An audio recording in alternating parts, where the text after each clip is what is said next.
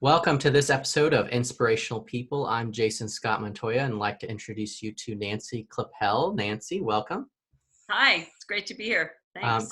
Glad to have you here. Glad to get this discussion going. I'm curious to see where we end up. We originally connected through a recent Freelancers Union event, through the founders event, now called a spinoff that she created called Trupo. And Nancy's been a member of the Freelancers Union for almost 20 years now. I think that's right, almost 2001 or so, since it really first began.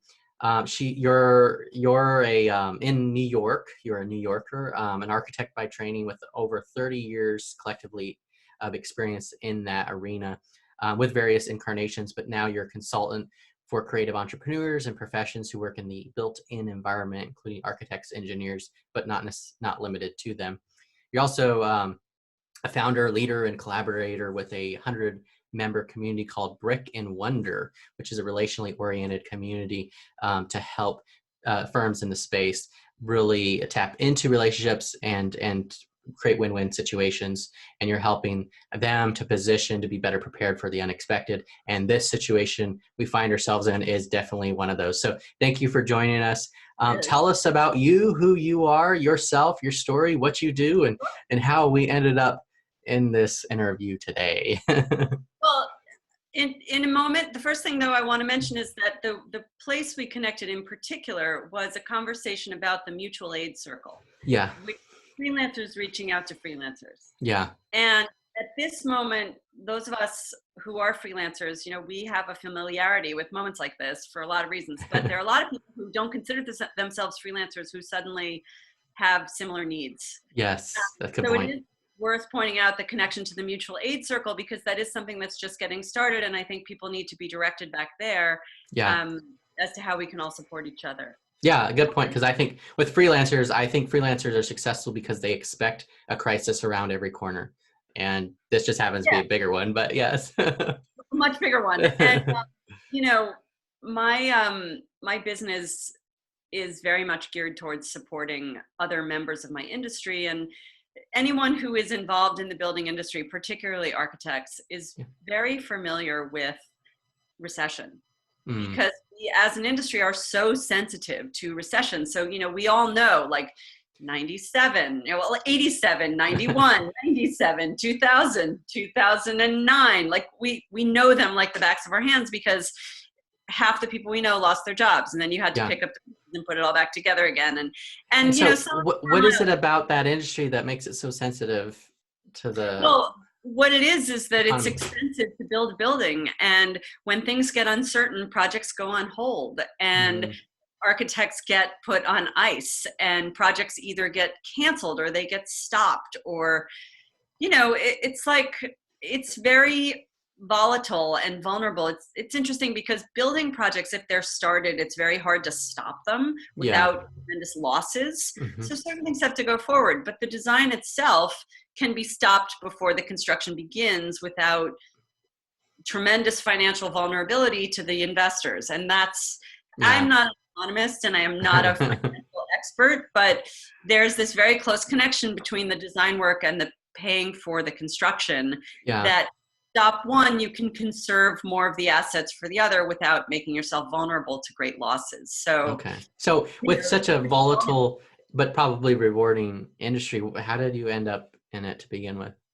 Well, I got to say that when I got in it to begin with, I never thought about these things. People who become architects don't think about the financial aspects of it, or at least not when I was young. I grew up in a historic neighborhood, in a historic house. My mom is a fashion designer, and we just always noticed and were tuned into the beautiful buildings and interesting spaces of, first New York City and then broader around us. And through a process of steps, proving to myself that I really did want to get further involved year by year in pursuing a career in architecture. First, I studied architecture in college. I went to a university that did not have a major or a program at that time, although they had a junior year away program, which unfortunately was in New York City, which to some people is very exotic, but for me, it's like, oh goody, I get to go home for the year. While I did not live in my mom's house, I did go to New York for this junior year program away. I went to Brown as an undergrad, and now they do have a program connected to the Rhode Island School of Design, but it was too late in the game for me. And after this program, I went back and finished my degree, studied American civilization, American industrial culture, and architecture in a sort of self-created degree program, which was how we did it in the 80s. Yeah. And then I took a year and I worked for an architect who was kind of famous in the Boston area, William Rawn. Okay. In a really, scut work kind of job, which is what your first job is like, the $6 an hour model building, whatever it takes. Totem pole kind of job. And then I went to graduate school and got a professional degree, Master's of Architecture at Harvard, and spent a couple of years practicing, but just a couple. There's a huge internship period that follows your training, professional training in school, that allows you to acquire all the real hard skills of building a building. Yeah. You don't learn much about in school. Yeah. And that's where you kind of open your eyes and see what it's about. And at that point, I was a couple years in, starting out, intern again, low man on the totem pole, and a recession hit and I lost my job. That's what happens. Last hired, first fired, easiest person to get rid of is gotten rid of, and then up the chain until you're kind of cutting just at the bare bones. And I'm sure people are very familiar with that right now. Yeah. So in that moment, it was well before ubiquitous internet anything. Yeah. It was the mid-90s. And I was sitting on my living room floor with the paper copy of the New York Times One ad before me, and I found an ad for director of business development for a big international firm, architecture firm, very well-known firm, but it didn't say who it was. It was a blind ad. It was through a headhunter, and I thought, well, what the hell? And I applied for the job. Yeah. Never thinking that I would be offered this job. And through a series of steps, the most hilarious being when I was sitting in a windowless room with 9 white men in white shirts, and they asked me if I, had the temerity to make a cold call. And I said to them, well, it couldn't be any harder than sitting here in person with all you. No problem. And they hired me, and I was given the job of director of business development for the New York office of Skidmore, Owings and Merrill. Okay, wow. Familiar name to you, but it's a very big, prestigious firm, famous for the new World Trade Center Tower 1, wow, World Trade Center number 7. The Air Force Academy is one of their most famous projects in Colorado Springs, airports, skyscrapers, famous buildings all over the world. A lot of work in China these days. And I spent a couple of years leading the business development effort in the New York office as a complete novice. Well over learning as you go. Oh my God, learning as I go. And I had this incredible opportunity. I think I brought in, 1 or 2 projects in my tenure there. But the main project I brought in, I ended up going to an event, meeting a very senior person at the City University of New York. Okay. And I was able to connect and bring in a project that turned into an $800 million opportunity for the firm that hit pay dirt after September 11th. When everything was shutting down and they were hungry, they got this $800 million job. Wow. And, you don't always win, but when you win big. Yeah, that's a long, it's a big one. It kept a lot of people employed from, 2001 through 2006, and other things were going on, certainly. But I spent a couple of years at SOM, and then did you have any regrets that you had shifted from architect to the business development, or were you kind of grateful for the pivot? I certainly had anxieties about it, but I didn't have regrets. And, at the moment I made that choice, that was a hard choice to make, and it was a very nervous making choice. Yeah. But I think you proceed in part by your head and in part by your heart and in part by your gut. Yeah. And my gut knew it was the right choice because I was always a little timid and ill at ease in the very difficult and very detail-oriented skills of how do you create the physical world. You're building a building. There's a lot of detail that goes into getting the section right. You've got to keep the water out. You've got to keep the rain off your head. You've got to keep the sun from infiltrating. And the way that the layers are built up and detailed, how the pieces go together, it's hard. Yeah. And it wasn't to shy away from hard work. It was really rather identifying that my own skills are more oriented towards the business end than towards the design end. And in school, you really don't get much exposure to the business end. Yeah. And you learn that the way, buildings get built in the world, you have to deal with clients. It's a service industry. It's not about the independent genius putting their ideas out there in the world, sort of beating a path to their door, as they lead us to believe when we're getting our education. Like, oh, we're all so many geniuses. Well, it's not how it works.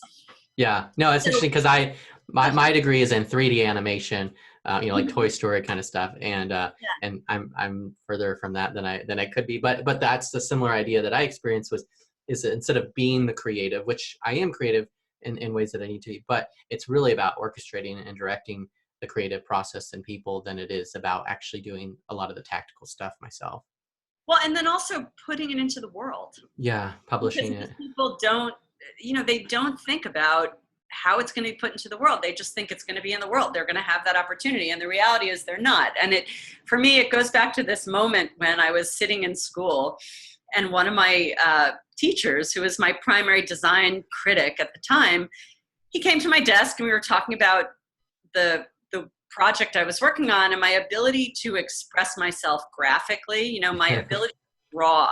And at the time it was hand drawing with graphite pencils. As it was pre-AutoCAD, pre any sort of digital graphic interfaces. And, there were some people who had an incredible facility with the graphic media drawing. I was not one of them. Yeah. And, I could sometimes draw and my sketches were somewhat expressive, but the actual technical aspects of creating beautiful expressive drawings that communicated architecture, I was not the best at it. And my design critic said to me, you could have the best idea in the whole world, but if you can't communicate it to me, I don't care. And then he bounced off. And, the importance of making people care is multifaceted, and the communication is multifaceted. And a lot of architects get the graphics right and they get the drawings right, and knowing how to understand and read drawings is important, and I can certainly do that. But the translation that allows an architect to communicate successfully with a client who does not have those skills is really important, because they don't speak the same language, and you need the translator that allows the two entities that are essential to communicate at a very high level. The architect needs to communicate with the client in a way the client knows exactly what it is that the architect means, because what's really obvious but also hidden is that when people commission architects to build buildings, large or small, in many cases it's the greatest investment they're ever going to make in their whole life. And they're taking a chance because they're literally buying something that they're not going to see until it's ready, and they've spent an enormous amount of money. It'll be too late to change anything then. And it's I wouldn't say speculative, but there's a lot of trust, and there's a lot of suspension of disbelief or need to understand what it is you're buying on the front end, which you're not going to see till way in on the back end, and it's a lot of money. And so the extent that you can communicate to diminish risk and to create a sense that you're selling or providing something of value, that makes the process more successful. And that's a big missing piece. You don't get that in school. So essentially, that's what I do with my clients. I enable them to communicate at the highest possible level, to speak to their clients in a language that clients understand, to differentiate themselves from competitors. Communicating value and confidence, and to get people who are not graphically literate or architecturally literate to understand what it is they're going to get, and hopefully to develop an excitement about it too. An adventure that they're on. So how does that put us into the current? We're in this pandemic. There are so many uncertainties. It's the timeline is unknown, probably longer than we all hope for. But how does your industry intersect with this? How does your role as a consultant to these companies, how should we be looking at this situation right now? What should we be doing? Should we be panicking? Should we be sticking our head in the sand? Should we be doing something proactive? Tell us more.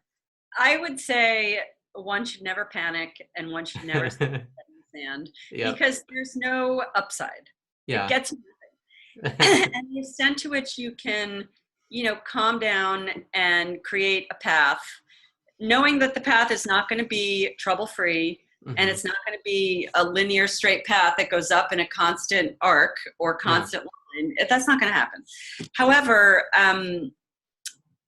there are things one can do to plan for an unknown future. You have to think about, what can I know? What can I affect? And how do I take the steps I can take now so that when whatever the unknown future reveals itself to be, I am best positioned to jump into it quickly. Yeah. Because if you wait and try and figure it out at that late moment, your momentum will not exist, and it'll take longer, and there'll be people ahead of you, and you'll be running at the back of the pack. Yeah. And so it is very uncertain. And I will tell you, it's very discouraging to speak to people and hear about billions and billions of dollars worth of projects being canceled or stopped. All of the public design work in New York City has been stopped. I think that was a very unwise move on the part of the city of New York, because you can understand stopping construction work, but not design work, because when they're ready to start construction work, they'll be that much further behind the curve in that they'll first have to do the design work. And people can do design work from home. People can continue on. And that way, when it is time, they can just go instead of having more delays. And the people that are going to suffer and lose jobs, and the firms that are going to shrink from, X number of employees to 0.2X or 0.5X, that's going to be real damage. And typically what happens in recessions is that architects, because they are so vulnerable, they find other things to do.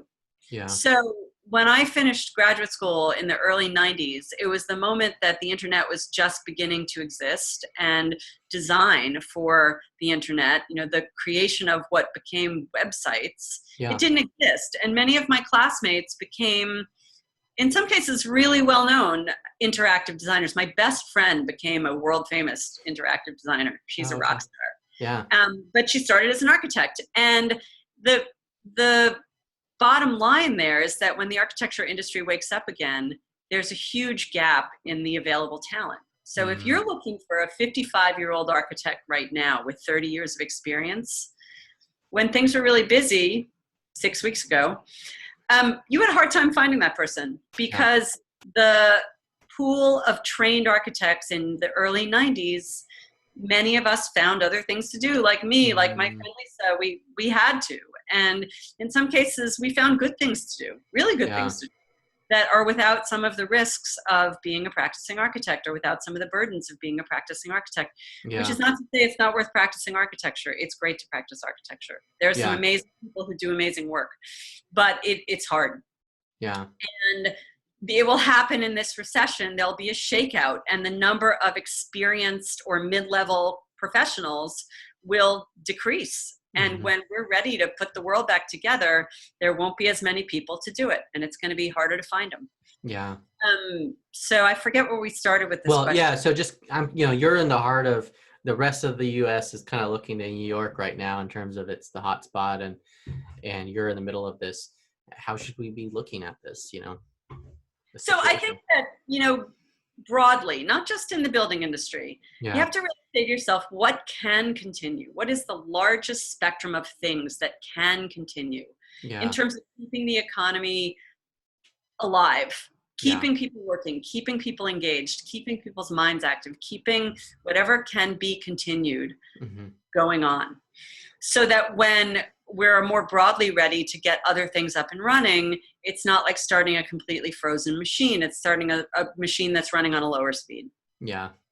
In my own work and in my own approach to my clients, the way I like to speak to them is to say, listen, what can you do that's going to benefit you later on? It's going to be competitive and hard to get jobs. Yeah. But how can you best position yourself? And to get right to the chase, I believe that those firms that can communicate best will be best positioned. I mean, in my experience, most architecture firms I work with, and I refer to the ones that are highly competent, because the ones that are sort of on life support, intellectually. I don't spend a lot of time dealing with firms like that.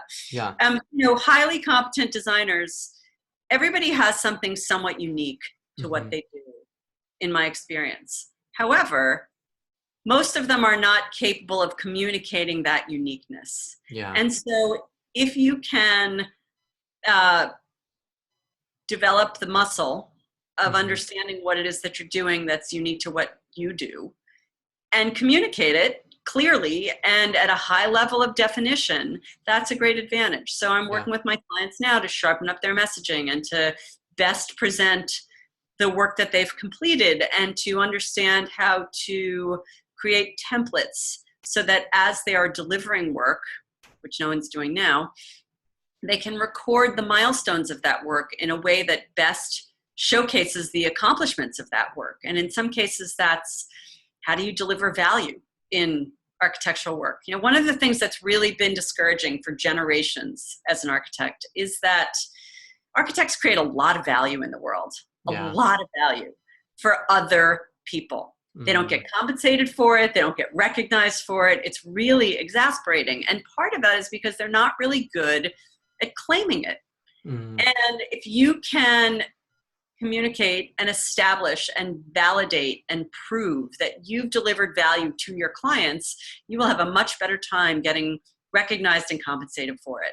Yeah. And incrementally, we can improve the fortunes of the industry. There's this joke. You probably don't know this joke, but it's like every architect knows this joke. It's like, gallows humor.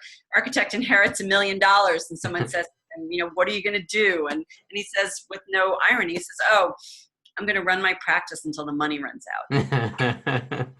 People do it. Yeah. People do it. And it's like, it should not be, but it is. Yeah. So I am working with my clients to help them understand how to record the value they deliver in the day-to-day process of delivering a building. How do you cut time from a schedule? How do you create value in using different materials to save energy? How do you empower your client by building a more valuable product that they will then transfer to different ownership at a higher price than they paid to build it, or lots of other things. Yeah. And then how do you increase and elevate the understanding of what architects bring to the world and bring to the marketplace? And it's very empowering. In particular, I like to work with clients to develop a culture across the firm that involves every single employee, from the receptionist or the most junior person through the most senior principal. Because, as a freelancer and as a small firm entrepreneur, everybody knows the head of the firm is not able to feed 10 mouths or 6 mouths or 15 mouths easily without other people participating. You can only be in the number of places one person can be in. You can only communicate with the number of people one person encounters. Yeah. And so to the extent that you can craft a message and socialize it across your team and make them feel comfortable communicating it impromptu in casual situations to hand it off to more experienced or more senior people several steps in, the better off everyone's going to be. And over time, you're going to train a group of much more well-rounded, complete professionals who can then not only participate more effectively as a member of your team, but then go off into the future and create their own teams and entities with a skill set that allows them to thrive. Yeah. And, that's not unique to the building industry. That's not unique to architecture, contracting, engineering, construction. A lot of the creative. That's pretty universal. Yeah, so a lot of on my blog and a lot of the work that I create, I kind of focus on this idea of working smarter and living better, and culture has a way of sort of intersecting those two pieces, and so you're focusing in on that. Why that approach? Why not? I mean, there are a lot of consultants, like I suspect in your space as there are in mine. Why is culture so important to you? As opposed to other things that are done, and what is culture, if you were to kind of nail it down or try to nail that jello down? So, I think that depending on, my mood when someone asks me, it's a completely different answer every time, or maybe not completely different, but largely different. And I'm thinking today about how you put yourself into the world, especially at this moment. the spirit of generosity is probably the most resonant piece of culture in my mind right now. The way we embrace each other, the way we empower each other, the way we support each other. And not, so you're saying generosity, not just in finance, financial Right. generosity, but in our time and the way we treat people. Generosity. And I'll give you a particular example. So early in my career, I have a colleague, her name is Kirsten. I'll use just her first name. She'll know who she is if she ever sees it. She is somebody who will tell anybody anything she knows to help them. Yeah. With very few exceptions. If there's something that's proprietary of interest to her firm, she'll hold back only what she needs to hold back. But she'll share absolutely anything and absolutely everything to support and empower the next person. Yeah. And that's what I mean. Because she knows that that is the best way to put yourself into the world. And I know this too, because, you know, the gathering of information, the fostering of relationships, the creation of a network, a firm, robust, you know, tightly knit web of a network that allows you to make one phone call or two phone calls and get exactly what you need in 5 minutes. Yeah. That's how you do it. And, you know, like people think about what is a meaningful and sustainable advantage one can create as any kind of professional. Yeah. It's not price, because someone can always undercut your price. Yeah. It's not innovation, because there's always going to be the next innovation. Yeah. It's relationship. If you have someone who works with you, who wants to work with you, you have a tight, successful bond there that's going to connect you to others who are going to broaden and strengthen your network. And that speaks to culture. So, you know, I think particularly in this moment, the extent to which we can, in the spirit of generosity, reach out to people however we can, knowing that we may not have everything they need, but something that we have is going to help. Yeah, that's what you should do. Like, why would you even think about it twice? Yeah. And the fact that someone else might return the favor than the person you're reaching out to, great. Just put it out there. And that's a good point. Is it's also a time to really test what the authenticity of our generosity is. So if someone truly is generous, they'll be generous even when it's scarce, versus if That's right. And I'll give you another example. Like, I am continuing to work for my clients, and at the moment I have no idea who's going to pay me. I have the ones who I think are going to pay me, and I have a number of bills in people's hands, and I certainly hope they're going to pay me, because if they're not, it's going to be a tough spring. It's going to be a really tough spring and a tough summer. But to a certain extent, I will continue to work for them, and especially the small firms, because why wouldn't I? Yeah. I have the time. It keeps my mind engaged. And when things return to some sort of normal, that will stand me well. The people I have been generous to will remember that generosity. And it's not about the payback. It's just about how you put yourself in the world. And that's how I choose to put myself in the world. It feels good. Yeah. Yeah. No, that's great. Oh, you're not going to pay me? Okay. I'll talk to you in 6 months. I understand. Yeah, as in my book, Path to Freelancer, I talk about the idea of one of the things about being a successful freelancer is having agenda-free relationships and pursuing those for their own sake, not because of what we get out of them, but because of what we can put into them. Yeah, and you know, you always get something out of them. You just don't know on the front end what it's going to be or where it's going to come from, but that's okay. Yeah, exactly. Okay. So that's a good a pivot to talk about. Okay, now we talk about mentoring and teaching and guiding others. You know, how do we equip and empower other individuals that we come across, people we know, people we love, people we work with? I mean, it's one thing to kind of get ourselves grounded, but once we've done that, how do we then take that to others more intentionally? So, to quote a cliche, by any means necessary. You know, like, it's going to be different for everybody. I started a mentoring seminar series in September with one of my clients. And we started it for a very particular reason. She had applied for fellowship in the AIA, the professional organization nationally for architects. And she had applied based on her service to the institution. And they said, no, you haven't done enough.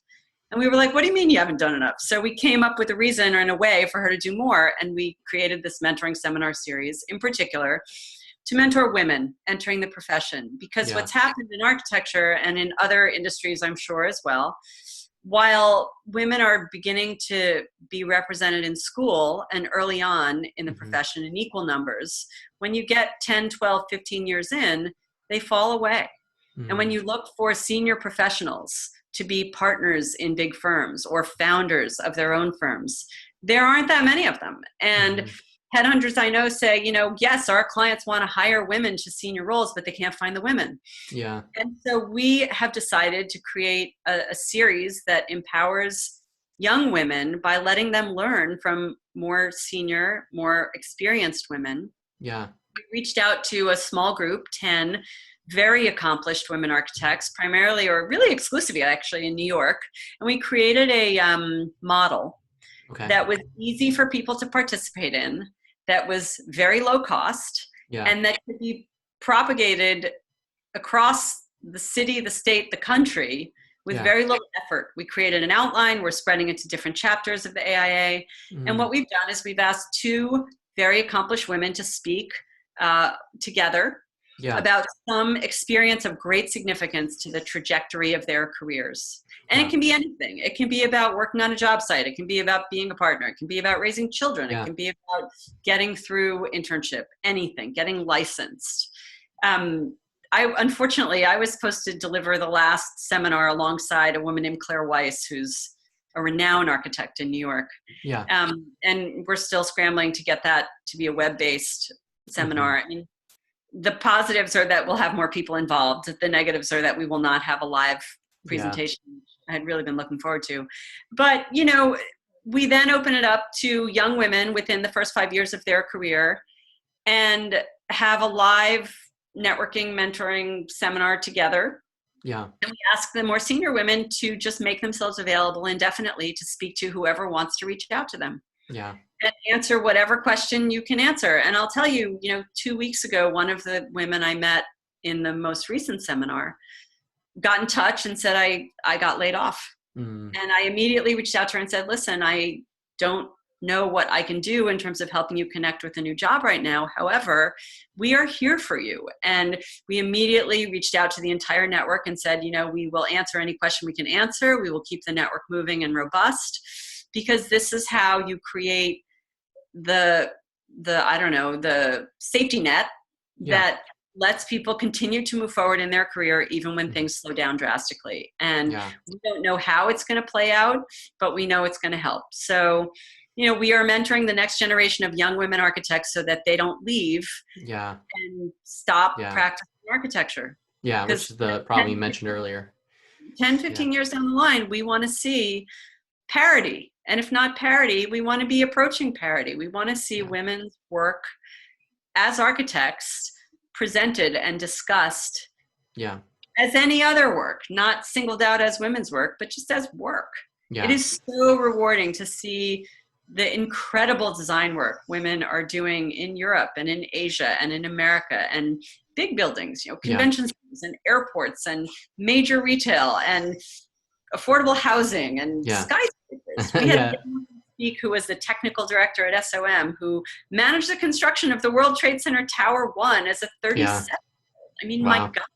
Yeah, that's pretty awesome. So and, you want those stories to be out there. And so I guess a lot of people would look at the context you're describing and go, that's just how it is. You just have to live with it. But you seem to be someone that's like, no, let's change it to be better. What compels you to do that in this instance or across the board? So that's a good question. I think that you want to empower people to feel like regardless of the situation, there is some position of strength. I mean, there really is no choice. If you allow yourself to feel defeated and to live in a position of weakness, you're not going anywhere. It doesn't feel good. It spirals down from there. And we can support each other. We can strengthen each other. We can assist each other. We can create something positive. It may be a smaller positive thing. It may be a slower moving positive thing. But it's so important that we keep doing it right now. and just be there for each other. I mean, unfortunately, we can only be there for each other in virtual environments right now. Yeah. And I mean, that extends to professional, extends to personal. I think about my mom. My mom is in Ohio. I'm in New York. Yeah. She's doing great. Like, I speak to her every day. She's 85 years old, and she's like the most spry, with it together 85-year-old you'll ever meet. Yeah. But she's by herself. And like the other day, she didn't sound so good. For the first time, mostly she sounds good. And I'm thinking, okay, my mom's okay. But, you know, we have to be there for each other, because you don't want your friend or your sister or your mother or your colleague to be despondent when they don't have to. Mm-hmm. Yeah, we can very easily fall into despair right now. And so it's reaching out and that generosity that you shared. Yeah. So I want to shift a little bit, talk a little bit more specifically about stories and systems. You know, stories have a powerful way, narrative have a powerful way, even to the culture aspect that you talked about, of informing how we see the world and how it matters. I recently read something from one of my clients about how, I think it was in the 70s and 80s, when there was just a lot of economic turmoil and problems. A lot of the big companies that we know, I think Home Depot was one of them, were actually born out of that crazy season. And so this is actually an opportunity where there's an opportunity for new things to be birthed out of this. And so that was an impactful story. But what are some stories that have impacted you, or that you share with others? You know, parables, fables. It could be your experiences, fictional or nonfiction, but that have had an impact on you. So earlier in the week, I posted an article to my LinkedIn profile by James Sawicki. Okay. And I don't know if I'm pronouncing his name correctly, but he used to write an economics, one-page economics column in the New Yorker every other week. Really good. And this particular article was about the Depression and Kellogg's versus Post. Okay. Cereal. Yeah. And, you know, who kept investing in R&D and who kind of holed up and didn't.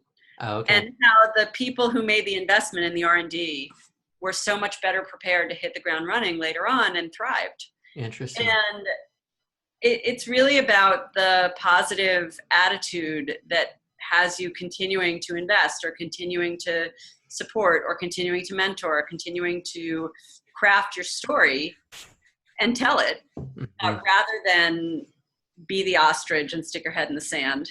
Yeah. And, you know, presenting the evidence of the benefits of doing that. Yeah. So that's one thing I would relate to. And anyone who wants to go to my LinkedIn page, they'll see it. Can't remember the name of the article right now, but it's a good article. Yeah. No, that's interesting. So I guess in terms of, you mentioned, you know, the story of that gal that you had reached out to, the architect who had lost her job. So that, you know, that was another example. How do stories matter? You mentioned culture. How does this affect when you're talking with your clients? Do you use story when you're communicating? You talked about communication being a big problem. Absolutely. Tell me more about that. I'll give you another example, and this is a particular one. So a couple months back, in the context of a Brick and Wonder meeting, I met another founder who I had not met before. It's a fairly new founders group, and he leads a 12-person firm with 3 other partners. Yeah. And they do a lot of work in the restaurant industry, and some really high profile manufacturing projects, and super cool firm. They have gotten some sort of stealth notice. Yeah. And there's a bunch of PR that's beginning to recognize their work. And we were talking, and he said, you know, people are starting to recognize our work and write about us, but we would like to be able to control the story a little bit. How do we get out in front of whatever people are going to write about us? And we're talking about how people do PR and pursue PR. PR is very expensive. Yeah. Hiring a PR firm to represent your architecture firm, it could be, you know, typically they want a minimum of 6 months contract to do it, and it's a minimum of $5,000 to $8,000 a month, and most architecture firms can't afford that. Yeah. And so I developed a model whereby firms can create sort of mini press kits that enable them to collect all of the elements of a story, of a project, and then to really think about specific storylines, which are ways of telling the story of a project to relate to and appeal to the needs of a particular audience. So a particular project, let's say it's a restaurant project, there could be a craft story that appeals to people who make highly crafted artworks or components of the building. Yeah. There could be a fine dining story. There could be a financial story. There could be a real estate story. And what you want to do is begin thinking about how you develop the elements to outline those stories in a paragraph with particular but vivid points, so that you can then put it out there to people who are always looking for content. You know, one of the things that the internet has enabled is there's a lot of content out there that typically journalists would have to develop all that content with their own legwork, and wouldn't want to diminish the importance of journalists doing that. However, there are so many opportunities to kind of seed the clouds with content. Yeah. And if you can think ahead of time about the storylines of whatever it is you're working on and who it's important to, you're ahead of the game, because you can attract the interest of some of those people who are putting content out there. You know, in a way, I seeded the clouds by participating in the mutual aid meeting with you, and you picked up the phone and called me and said, hey, let's have this conversation, and you're putting content out there about me. So, you know, I guess that's well, so I'm curious, are there any thoughts that you have about how can stories help us in this current health and economic challenge?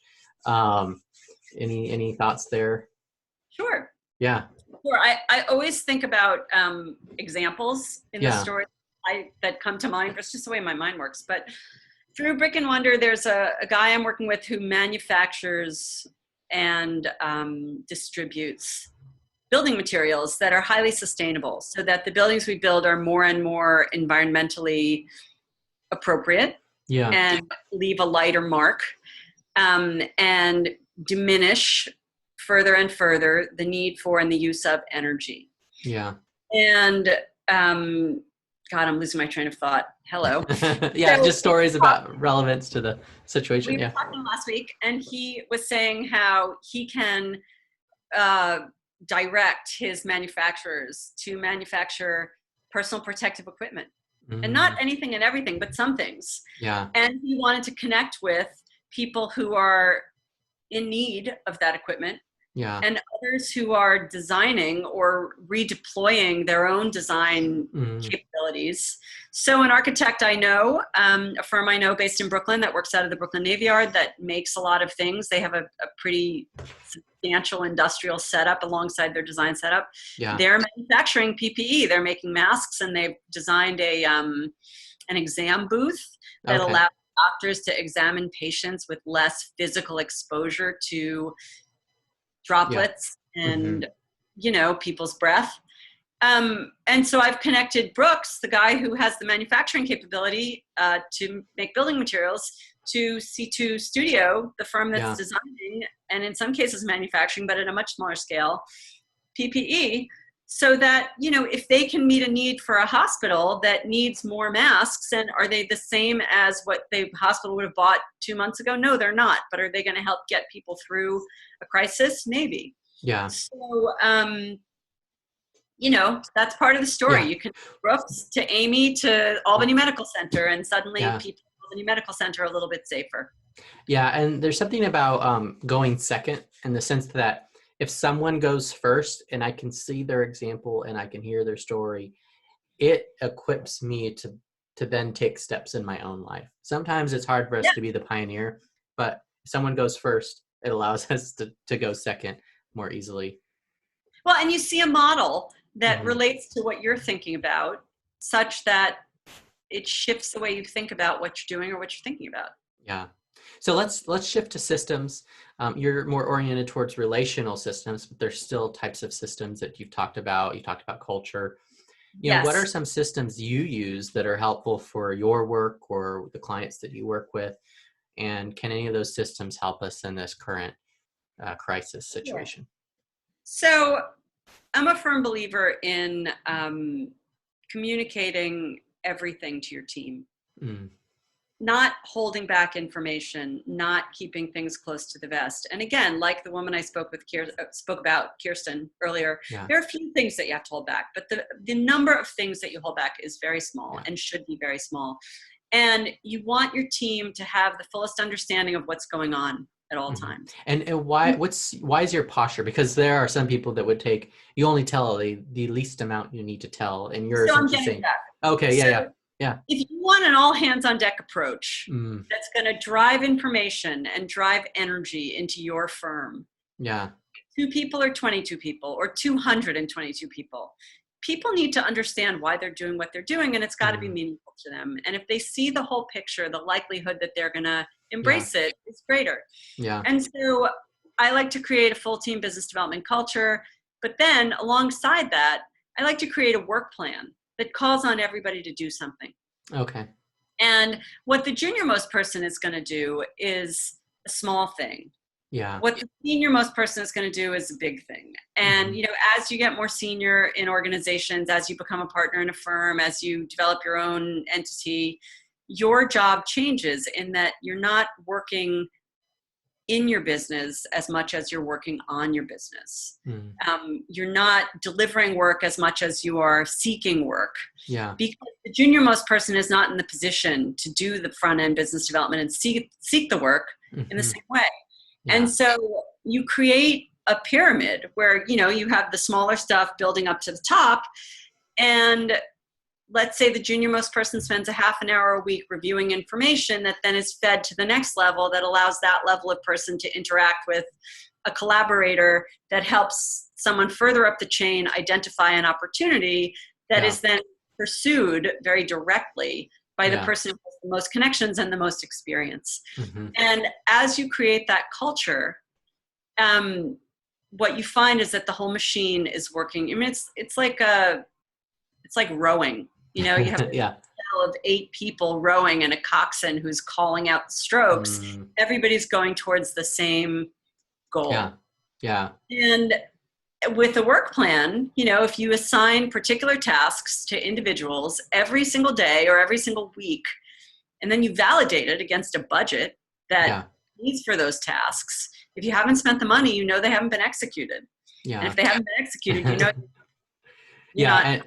And I guess if you don't enact this type of system, that's where that joke that you mentioned comes out, is you'll just spend all your money and have nothing to show for it. Or you won't spend your money and you'll have nothing to show for it. And so, you know, as long as you keep moving, as long as you keep driving more information and more knowledge through your organization, you're going to get somewhere. And if you're doing a little thing every day, if you're spending 5 minutes or 10 minutes or half an hour, or some days on a big day, you spend an hour, or you spend a half a day once in a while. When you look back over the course of the year, you've done a lot of stuff. Whereas if you try in a week's time to do that same amount of stuff because you haven't been doing everything consistently, you can't do it. And there's no value to doing it. It just doesn't work. So it's the grasshopper and the ant. You know, the slow gets you where you want to go. And while it's not always intuitive, or it's not always fun, or it's not always the most obvious first move, when you get people engaged in doing things like that, it has an impact. Well, and you mentioned the grasshopper and the ant. You know, that's a great parable to, and I think in a lot of cases, you know, we're in a situation where we kind of figure out which of the two we were, right? But my question to you is, let's say you were the grasshopper, you weren't stalking, you weren't doing the right things. Is it too late? Can you adapt in the middle of the crisis? Well, you know, we're living in a smaller world right now. In parallel to the bigger world. It's gotten really quiet, or certainly quieter. And I think we all need to look at our smaller stage, or our smaller world, or the smaller impacts we can have, and be deliberate about having those smaller impacts, rather than saying, oh, I'm just going to take a nap, or, oh, I'm just going to go take a walk, or do whatever it is that one could, in a discouraged way, do as the world gets small. Because it's the accumulation of the things we can do that will allow us to reemerge onto the bigger stage when it's time to do that. And it will keep us from being discouraged, depressed, disconnected, all those negative emotions. Yeah. And I mean, I don't know about you, I'm busy. I have a lot to do every day. It doesn't mean I'm funny, but I am busy. And at the end of the day, when I go back to my partner and spend the evening with him, I have more to talk about. I have more life in my head and in my voice. He's got the things that he's involved in. If we were just sort of hanging out and doing nothing, you'd be like, okay, what are we doing now? What are we talking about now? Oh, let's watch another movie. I've watched 2 movies in the past month. Like, I'm tired at the end of the day. I have other stuff to talk about. I'm not sitting there in front of the TV or absorbing a ton of news for that matter, because, oh my God, I couldn't take it. Yeah. So anything on the personal side in terms of systems, the things that you do, you mentioned a couple there, just to stay sane. Our life, a lot of our life is work, but we have outside of that. So how do you stay healthy and happy and moving forward, individually? I'm not sure how to answer that right now. Like, I take a long walk every day. So I left New York City a month ago. Yeah. I'm very fortunate to have been able to do that. I'm up in the Hudson Valley, about 2.5 hours north. Yeah. And I'm in a very, very open rural area where there is no density of population. Yeah. Which is not to say we can be cavalier about doing whatever we want. We can't. Yeah. However, I can take a walk every day. Yesterday, I climbed a small mountain with a friend. We climbed the equivalent of 50 stories up a mountain, which at the end of it, we were like, wow. So I'm doing that to stay sane. And I'm cooking a little bit, although I've discovered that I have much more ambition to cook than I have appetite to eat. I'm discovering I don't eat that much. So maybe lunch leftovers. Well, we'll cook the same thing for 4 days because we can't eat it all. And then we have to not cook 3 more things in between because we just don't.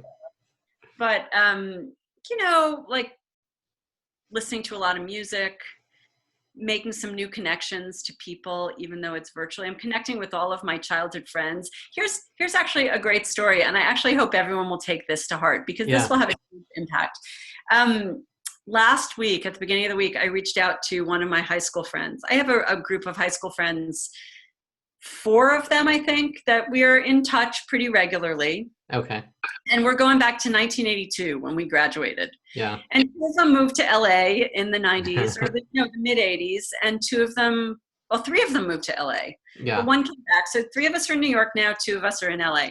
And we have a Zoom meeting scheduled for Thursday. And I called my friend Sheila, who was telling me that her parents they're totally housebound and they're doing well, but her dad, who sounds amazing, her dad turned 98 2 days ago. Wow.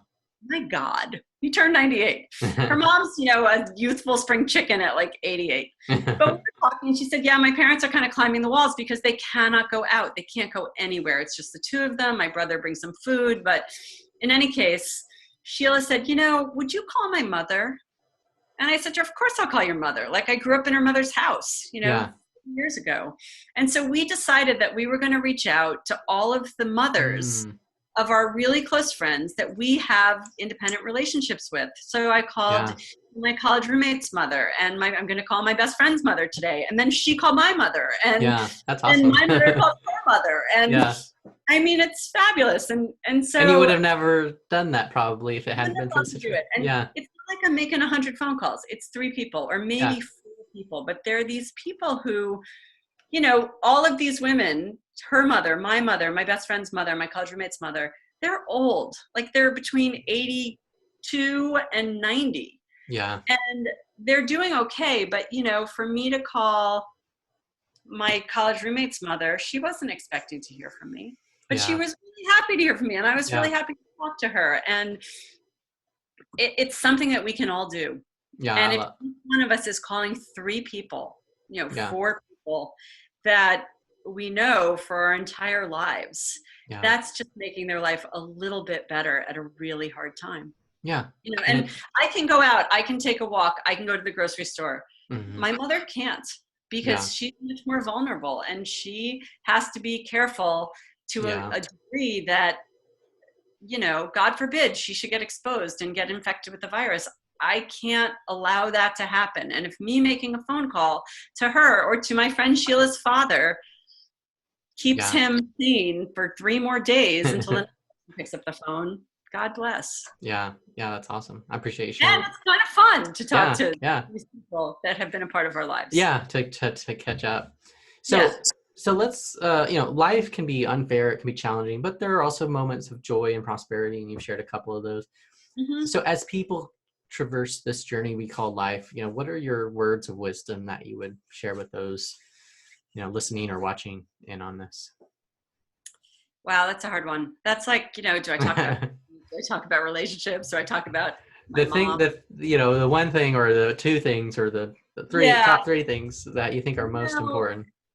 I think that we can take a lot of different lessons from this completely surreal experience we're all living. Mm-hmm. But the most important thing is the people in your life, or not. I learned last night that someone in my life died of the virus.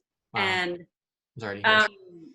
an older person, but I'm super sad. I'm going to call his wife today. And I belong to the Park Slope Food Co-op, which is 17,000 members selling groceries to each other at cheap prices. We're like living in the 70s in the Park Slope Food Co-op.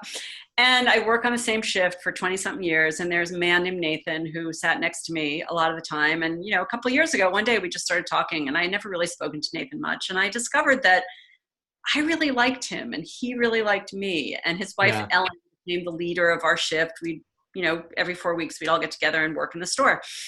And Nathan died.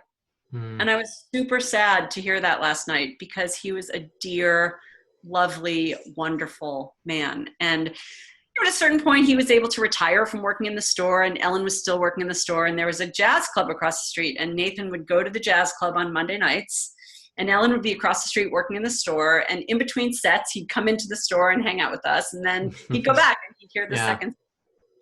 And we lost Nathan 3 weeks ago.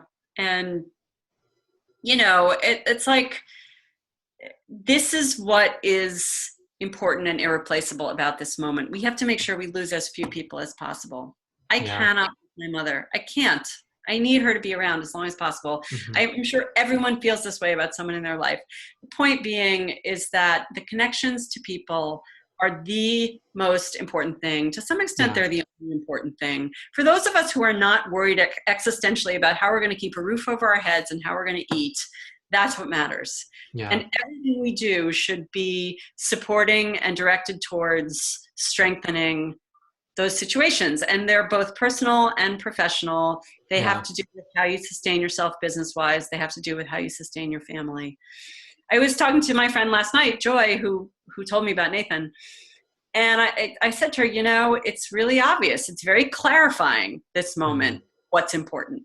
Yeah. And what is not important falls away. It doesn't matter. And I can't tell you how easy it is. You have your list of things that you want to accomplish, or the list of things that you get upset about. I can't tell you how quickly that list gets short or prioritized. Yeah. The stuff that just doesn't matter. It's really obvious. And I would say that the advice would be, focus on the people and focus on what matters. You will know what it is. Yeah. You will know what it is. Because when things get back to normal, there'll be time to focus on the trivial stuff. Yeah. Yeah. Thank you for sharing. That's amazing. But anything else that you wanted to share that you we didn't get a chance to talk about it yet? Let's see. Well, the building industry, the design industry, those of us that work on the built environment, we are creative entrepreneurs. Yeah. There's a Venn diagram. A lot of what we do is common to all creative entrepreneurs. Mm-hmm. And I think there are certainly times when you don't know what to do. You really don't know what to do. And make some sort of connection to someone in your network and ask them to help make a new connection for you. Mm-hmm. Because if you keep doing that, you will figure out some things to do. In the last recession, this is what I did. There were certain friends of mine who had lost jobs. There were certain friends of friends that I didn't know that well. And we had sort of a buddy system, and we became good friends in the last recession because we were both just sort of filling our days and looking for work and trying to keep things moving. Yeah. And of that experience, some of them have become my close dear friends. And of this experience, that will happen for others. You know, there are people that I relate to or participate in Zoom calls with in the Brick and Wonder network on a weekly basis or twice a week these days that I didn't know very well or didn't know at all, you know, a year ago. Yeah. And I'm sure some of them will be lifelong professional colleagues and collaborators. Yeah. As an example, I'm working on a development project to develop 140 units of adult 55 plus housing in an urban location to give, you know, retiring baby boomers an option to downsize from a suburban single family house to an apartment in a beautiful neighborhood in an urban location that's walkable. Yeah. And a member of the Brick and Wonder network has a company that's a video company, and they use video to tell stories. And in particular, some of their work is directed towards allowing real estate developers to communicate about their projects. And I reached out to him and introduced him to the leader of my development team. We can't afford to hire him now. We're still pre-funding. We developed a big proposal that's going in this week. We're so psyched that we're still putting our proposal in. We're hoping to win that job. But we called this guy, his name is Mark Slagle, and we said, hey, Mark, you know, we're interested in what you do to help tell our story. Yeah. We get to that point. I've already lost my train of thought as to why I'm telling you this. So anyway, I think Mark Slagle will become a part of my future because as a journalist and a filmmaker, I relate, and someone from the South who has a sensibility that is so Southern. Literary demeanor. I don't know, like, I don't know if that makes sense. Maybe that'll make sense to some of the people who are listening. But I've always found that people who are from the South, it's not just their voice, it's their vocabulary and the way they use language and the way it comes together and tells a story. There's something about that aesthetic and sensibility that to me is spot on for our development project. And I'm sure that having reached out to Mark because he was a part of my Brick and Wonder network. You wouldn't have had that if you didn't make that connection. And that's right. And he's going to be a part of my life. And ideally we'll win the proposal and we'll develop the project and he will create videos for it. And there will be many projects to follow. I mean, it's just a model. Like it's, we can still create in the midst of the situation we're in. Even if the thing we're creating is not going to be executed for a while. Yeah. Be prepared for when things open up. I think make big plans. You can execute those plans later. If you don't make any plans, we're going to first have to start to plan when we're able to start to execute. Make big plans. Yeah. Don't worry about which ones are going to go forward. Some will go forward. Yeah. Yeah. So I thank you so much for sharing your insights and stories and examples. How can people connect with you? What are you up to? If they want to work with you, you know, what they are, tell us the links, all that good stuff. Sure. So I would love to hear from people. I'm still pitching to clients. I work in lots of different ways. So I developed an offering for small businesses 15 years ago, whereby I will work for a small business at the hourly rate of the professionals in that business for 10 hours. Okay. Sometimes their hourly rate is significantly lower than mine. Sometimes it's the same. Occasionally it's higher, although it's kind of rare. It's nice when it happens. Yeah. But what it's saying to them is, you know, my time is worth your time. And I will give you my time for the value of your own time. Yeah. To help you get 10 hours further forward in understanding how to develop your own business. Because I find that 10 hours of basic business development skills training for someone who has never had any is a tremendously profoundly empowering thing. Yeah. And it fosters community and it makes good things happen. And at that point, often it builds a relationship that then leads to a client relationship at my regular hourly rates. And I'm more than happy to put that out there. Not entirely pro bono, but sometimes at a deeply discounted rate. Yeah. That's something I like to put out there. People can connect to me through my website, kleppelconsulting.com. Okay. And then ideally, people can connect to me through Brick and Wonder. We are relaunching the Brick and Wonder website actually this week. And this is the public website. We have a sort of founders and members section that's been up and running for a long time, but we've just completely rethought the public facing stuff to attract new members and to make people who are not yet a part of the curated invited network familiar with everything that we're doing. Yeah. So, and I would be happy to speak with anyone who's interested in Brick and Wonder. As a founder, it's part of my mandate is to bring some new members into the network. We're primarily creatives focused on the building industry, but that encompasses furniture makers and artists and building materials manufacturers and developers and real estate brokers and architects and engineers and builders and et cetera, et cetera. So that's another way. And through your website and through the mutual aid circle at Trupo and the Freelancers Union, because it's important to point out that that's where all this started. You know, we would not have met if not for that call last week, which is purely about, you know, thinking, okay, what do I have to offer to my community? And to an extent, the Freelancers Union is a part of my community. What can I put out there for my community, knowing that at some point I'm going to need something that someone else is putting out there? And we need each other more than ever. We do. So, you know, I hope to be doing a Zoom meeting or seminar or something. I don't know how they're going to pull it together. I know it's underway. I just don't know the details. That allows people to begin their own orientation, how to advocate on their own behalf. How do you do business development for your organization, whatever it is, whether you're a journalist or an architect or a food manufacturer or a marketing consultant, whatever it is. All right. Well, thank you so much. I appreciate it. And that's all I have. Any final words before we close it out here? Well, first off, thank you. I mean, this has been really fun. It's been a great way to spend a little over an hour. It's been nice to get me out of my own world somewhat. About really positive stuff at a moment when there's no such thing as too much of that. It's a great opportunity to connect to my own audience and new audiences through your network. It's a great opportunity to talk about my high school friends and how we're all friends to each other's mothers. Encourage everybody, call your friends mothers. They'll be really psyched, and you might even have a few things to laugh about. I guess that's it. And, you know, I hope we have an opportunity to talk again, whether it's just chatting as colleagues or something else, or if you want to send someone in my direction that I could help. If it's not on a client basis, please do.